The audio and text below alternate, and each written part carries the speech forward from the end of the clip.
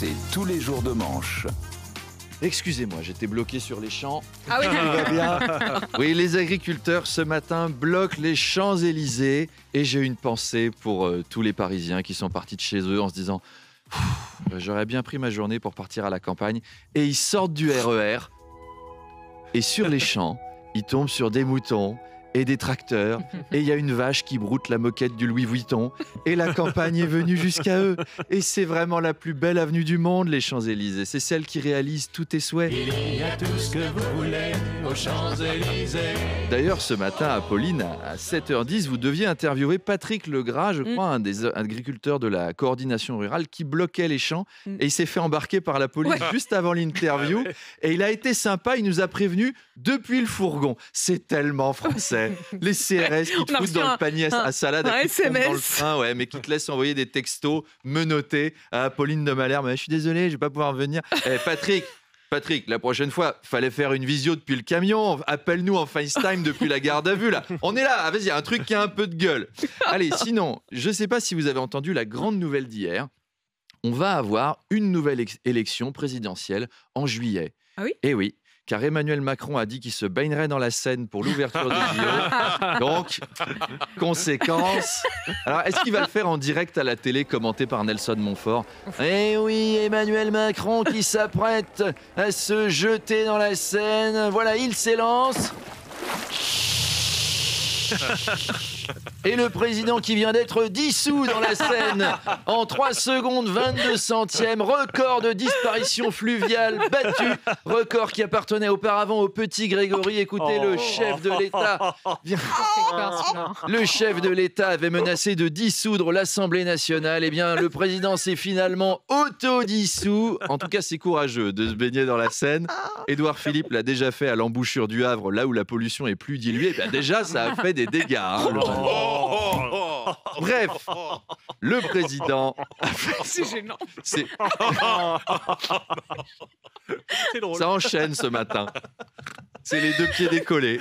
Bref, le président a fait ce pari lors de sa visite du village olympique qui vient d'ouvrir. 3000 appartements, 82 bâtiments, 7200 chambres. Alors les chambres font 12 mètres carrés pour 2. Et il y a une salle de bain pour 4. On sent qu'on est à Paris. C'est petit. Déjà, d'ailleurs, vous avez vu Macron, en voyant les salles de bain, il a dit qu'il allait plutôt se baigner dans la Seine. C'est vous dire. C'est petit. Donc, 12 mètres carrés pour 2.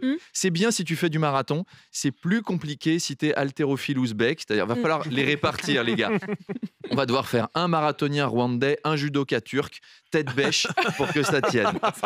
Alors, petite originalité, les lits sont en carton.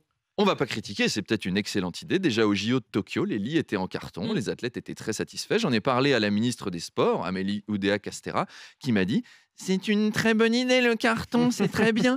Tenez, j'ai un SDF en bas de chez moi. Ça fait 12 ans qu'il dort sur le même carton. Il a jamais changé, donc ça doit être confortable. En plus, il met même pas de matelas, ça doit être génial. » Tant qu'on parle de sport, Paul Pogba vient d'être suspendu pour dopage. 4 ans. Il y a quelqu'un qui n'a pas payé son marabout. 4 ans de suspension pour Pogba. Ça veut donc dire qu'il va rater 3 matchs. Voilà, c'est son rythme avec toutes les blessures. Après, je ne veux pas croire qu'il soit coupable. J'adore tellement ce joueur. Je pense qu'il a juste fait l'amour avec l'escrimeuse dont on parlait mercredi. Celle qui dit qu'elle a été contrôlée positive parce qu'elle avait couché avec son compagnon dopé. Ça se transmet très vite, ces machins-là. C'est ça, le circuit.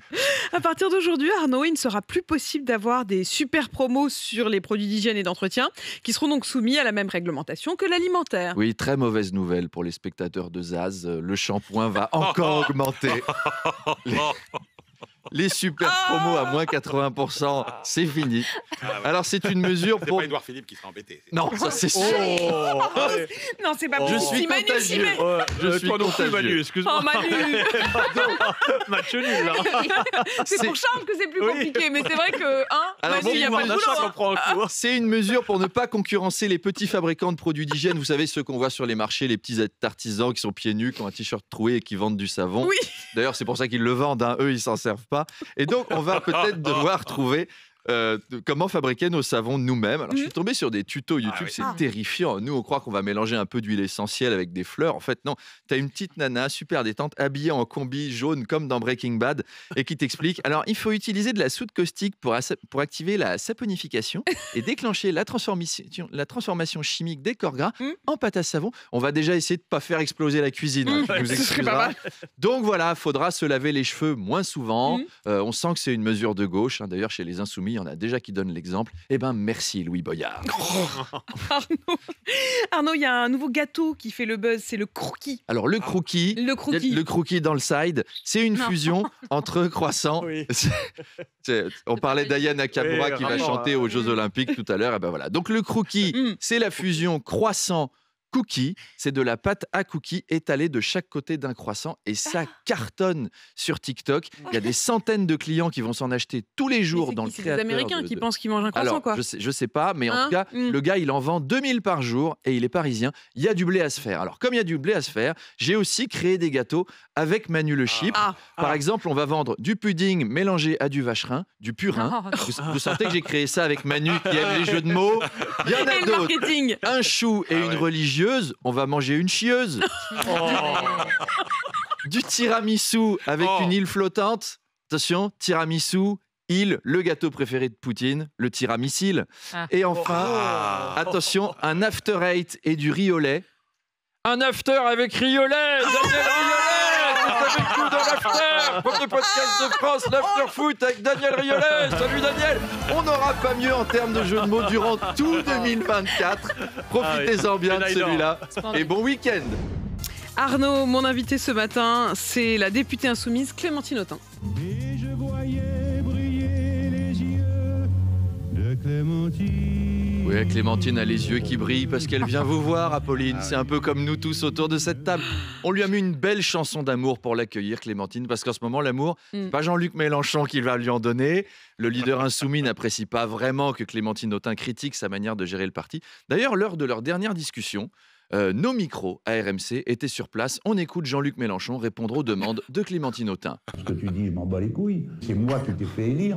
Voilà, bah dis donc, ça explique pourquoi les Insoumis se sont insurgés contre les déclarations d'Emmanuel Macron sur l'envoi de troupes en Ukraine. Il n'y a pas à aller sur un terrain militaire alors que c'est déjà la guerre chez eux. Il n'y a pas besoin.